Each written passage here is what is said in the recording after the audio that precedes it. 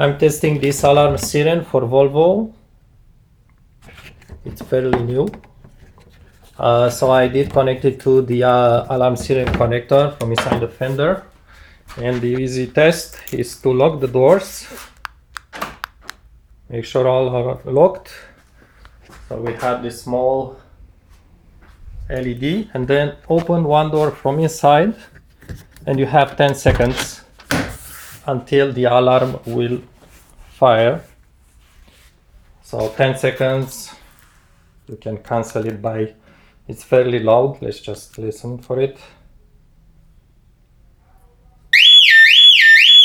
It's really loud, and obviously this small LED is flashing fast until you just lock the car again, then it's going to flash normally again.